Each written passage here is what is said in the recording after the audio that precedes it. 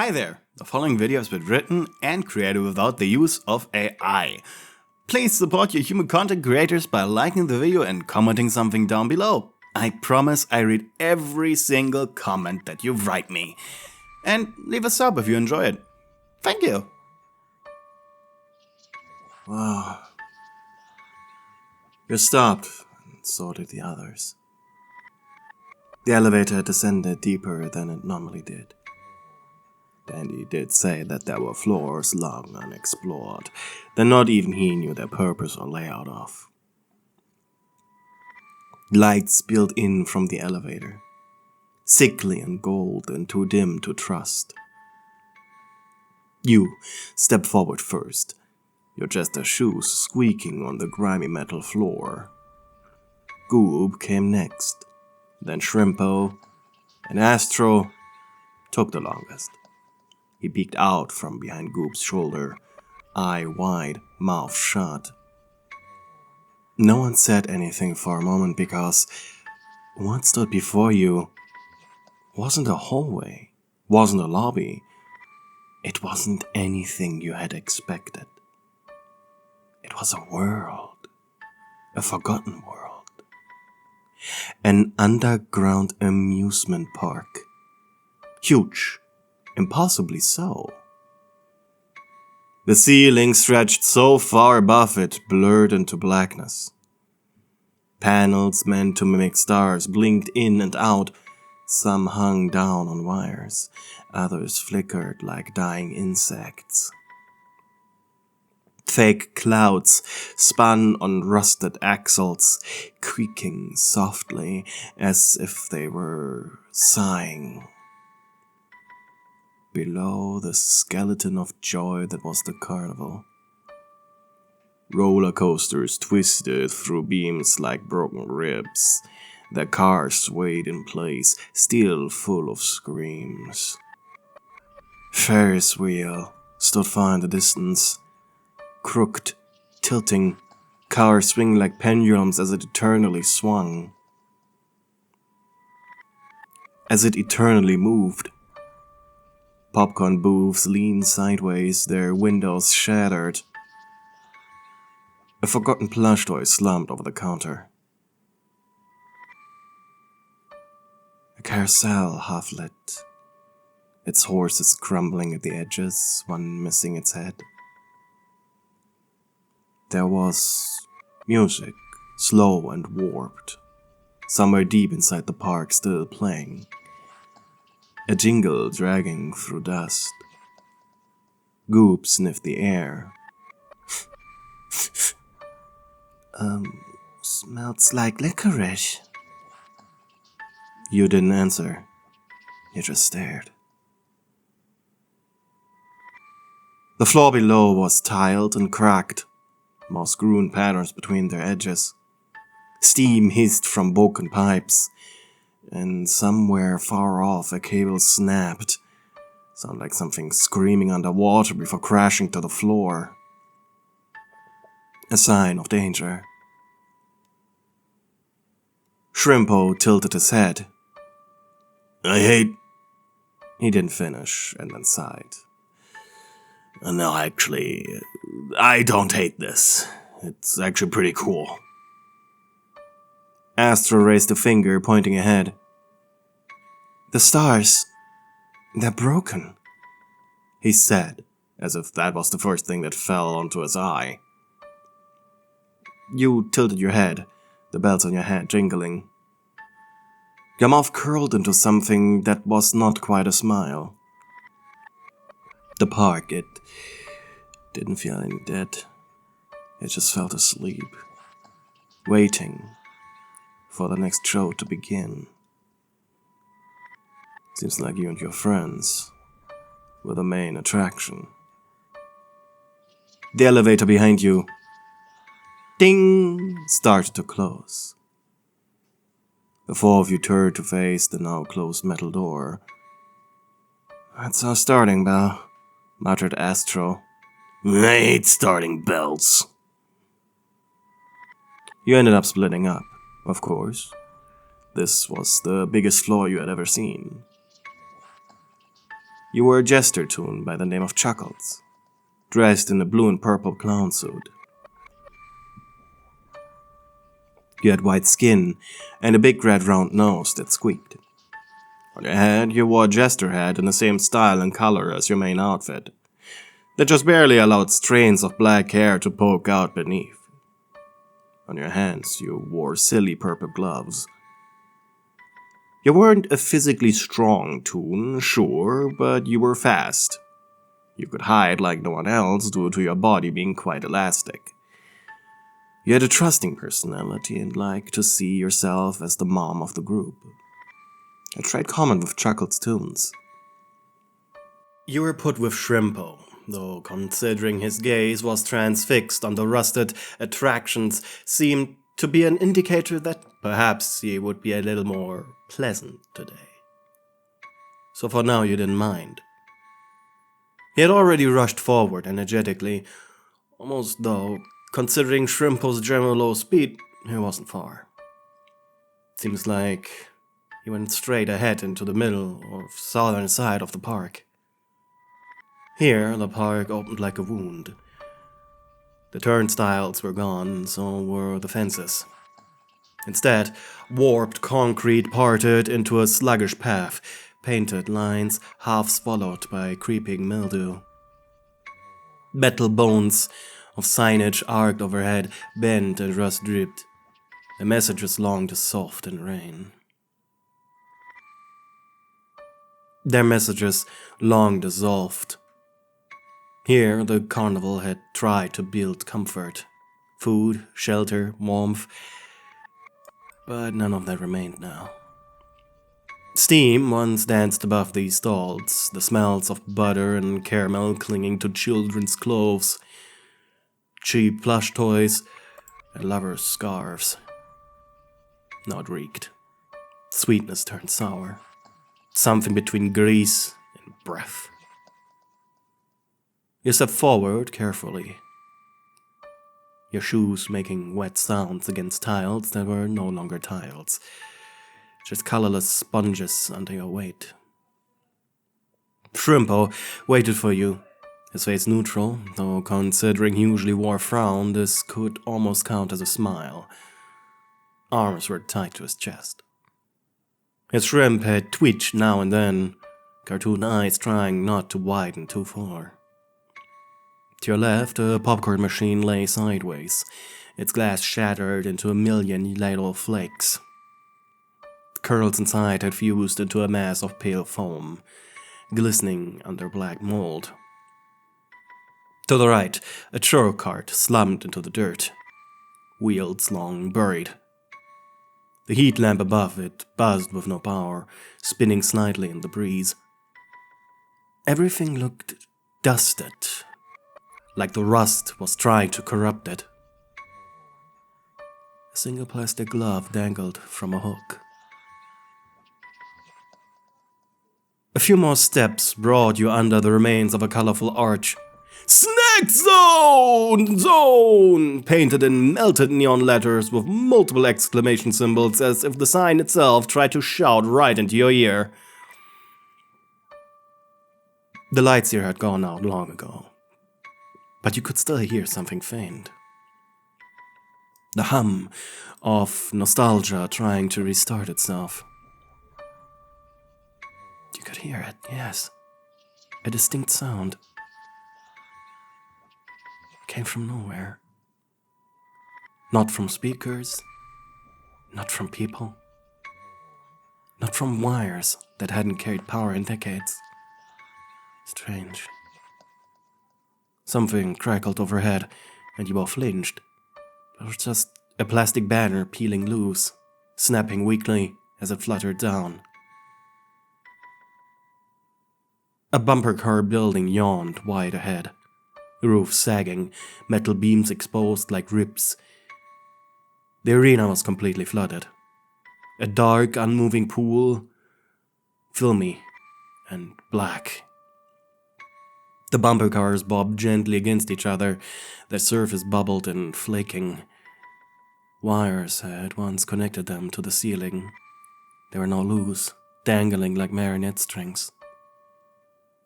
One car rocked slightly as Shrimpo walked past it. Not much, just a little, but enough to make you notice it. The rest of the building isn't even half this disgusting. You mumbled, your companion looking at you curiously. Huh? He thought for a moment. Do you think this might be on purpose? Like the park actually looked like this? Finally, he stopped moving. Why do you care, clown face? My name's Chuckles, and I'm a jester, not a clown. His lips pointed downwards again as he reached for your nose, honking it before you could pull away. Told you, you're a clown. He turned away just in time to dodge your slap. He snickered, but then said in a more serious tone. Well. He looked up. My guess? This place was flooded entirely. Smells of it. I can feel it. Maybe some pipes broke. Just enough to destroy everything and coat it in rust. And then it drained. You know you're not being awful for once, you know that? He glared. I hate you. Turning away, you squinted towards the center of the park. Nothing moved, but... I think that's ichor. That doesn't look like oil, you mumbled. The black liquid that shined in a strange red was in a small puddle. It glistened with freshness. You grabbed Shrimpo's arm, not tightly, just a touch, not out of fear, not yet. The pair of you kept moving.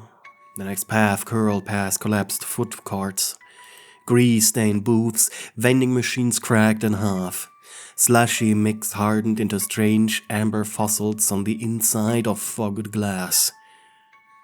You passed a cotton candy machine, but it had entirely caved in. Now was resembling a sugar-coated tomb. Further on was the remains of a prize game. Danke, fool! The mortar tank had collapsed outward. Completely gone. Dry. One panel snapped and splintered outward, like something had burst out from within. You stepped around it. Shrimpo tripped over a teddy bear soaking black with mildew. He kicked away with a quiet, I hate teddy bears. Somewhere far off in the deeper dark of the carnival, something groaned. A right shifting? A beam cracking? You didn't look, not just yet. It sounded too natural, not artificial. And so you just kept going. No extractors yet. Do you think the others have found one yet? Meh. Eventually a stage appeared, crawling out of the ever-creeping darkness. Circular, ringed with old string lights that clung like cobwebs. The tables on it were still set. Plates, banners, streamers stuck to the ground with syrup like rot. Might have once been a hot dog eating contest, now looked like a crime scene. In the plastic chairs that warped into the damp air. Mold reached up their legs like seaweed. You stood in the middle of it, shoulder to shoulder with Shrimpo after climbing it.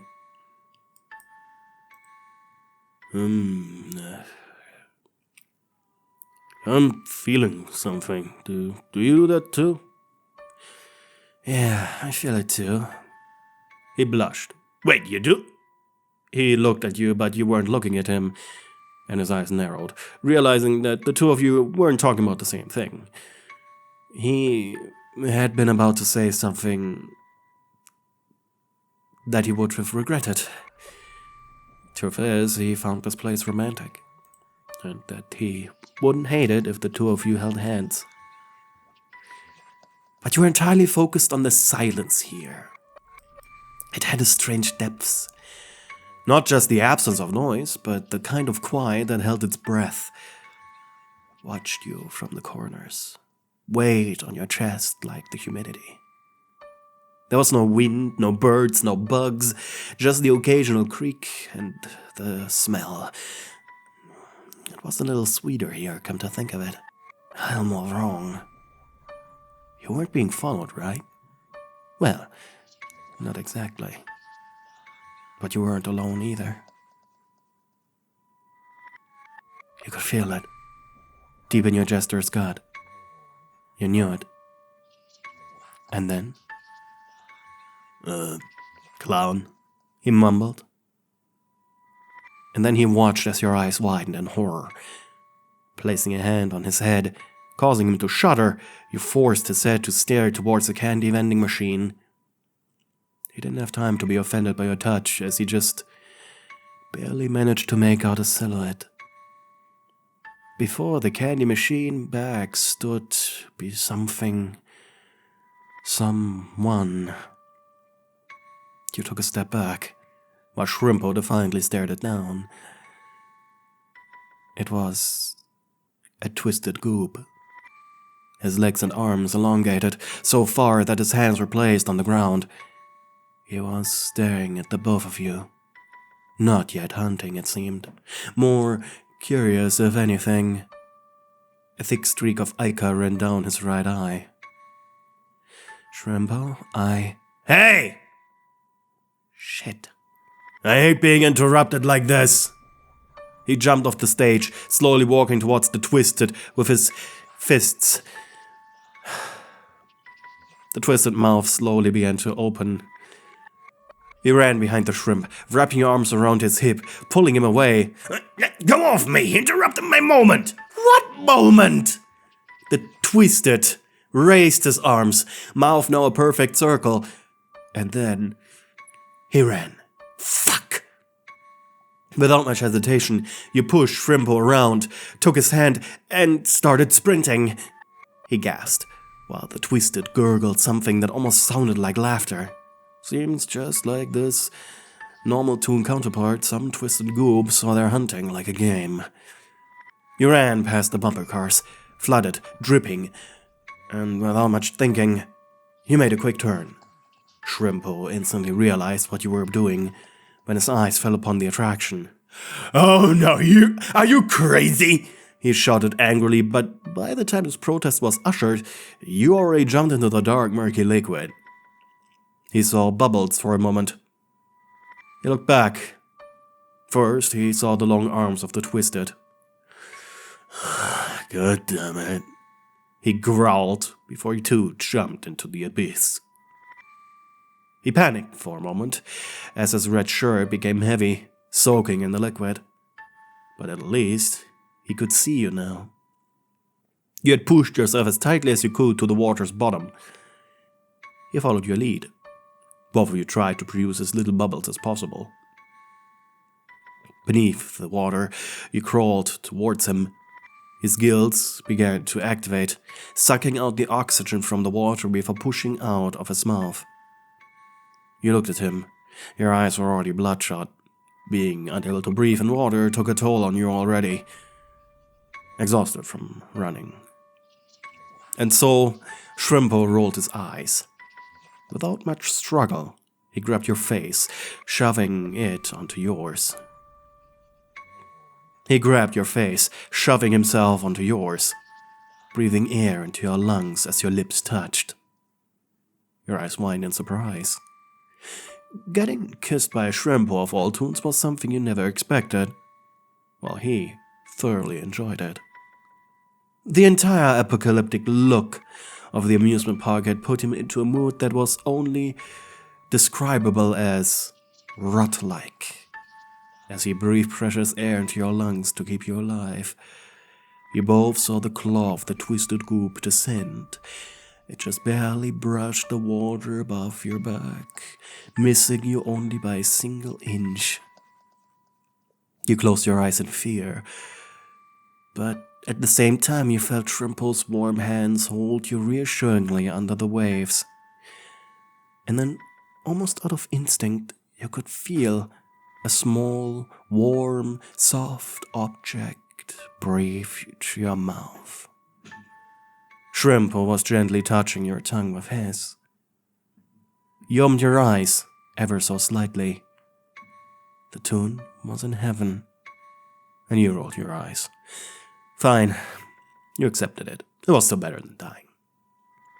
Your thighs tighten around his waist as you shifted in the water. He gasped silently into your mouth, the jolt of contact making his fingers dig into your hips. The softness of his skin rippled where you touched him, pliant but springy, warm from internal wiring and tension. You're surprised by how real he felt, how alive. His hand trailed from your waist, up your spine, fingertips memorizing every inch. Even underwater, your body arced beneath him. His palm found the curve of your chest, held, squeezed, gently at first, then firmer. The warmth of his touch moved through you like a shockwave. You kissed him again, harder now, hungrier.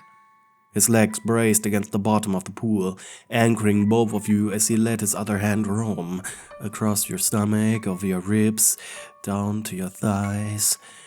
You grabbed his wrist briefly, unsure, but his eyes held yours unwaveringly, steady, and you let go. He pressed his forehead to yours, continuously breathing air into your lungs. One hand slid beneath your knee, lifting it slightly, pulling you more fully into him. Your skin flushed with heat, even in the cold water. The weight of him pressed against your pelvis. The silence deepened, the ripples stilled. For a heartbeat, it was like the world stopped. And then he moved again, shifting, adjusting. You inhaled sharply. He kissed the corner of your mouth, then your jaw, and then he went back for your lips again to put more air into you. His fingers traveled down your side, slow and curious. The water made everything slower and dreamlike. It muffled the heat, stretched it thin. Your body trembled from fear. Leaning into him, he cradled you with surprising gentleness, as if you weren't both hiding in filth. His other hand slid down, resting just above your hip. You gasped against his lips, a trail of bubbles escaping. He chased them with a smirk. The ripple of pressure in your chest was no longer panic. Something else had begun to take over. The warmth that spread under your skin. Your legs tangled together by accident, or maybe not. Your hands moved on their own, feeling along the soft fabric of his soaked shirt. And then, under it, he shivered. You both paused as another claw dragged overhead, slow, searching. The goop still hadn't given up. Your foreheads touched out of fright, and your eyes met. In that eerie, suspended moment, nothing else mattered. The world outside could rot for all you cared for. Here in this underwater tomb of rusted metal and broken laughter, you had found something entertaining. He kissed you again, deeper this time, hungrier. Your hands found his back, anchoring yourself to him, and his arms pulled you closer until your hearts nearly touched. The light above the water dimmed, and neither of you surfaced. Not yet. Not until you were both done with this. Hey, you reached the end of the video. That makes you part of an exclusive club. Our secret password for this month is Shut Up, Meg. Leave it in the comments below to tell fellow members you watched the video until the very end. Lastly, before we say goodbye, I want to take the opportunity and thank my channel members: Mimi Mumu, Adrijama, Jaws, Malofia, Mexicat, Allison Watkins, Mystic Jade 111, Joanna Moretti, Twilight Mia, Angry Boxman, and Anonymous Weep. Thank you for being darling stewards. And of course, a big thank you to all the other channel members. It's you who keep me alive. Thank you, and goodbye.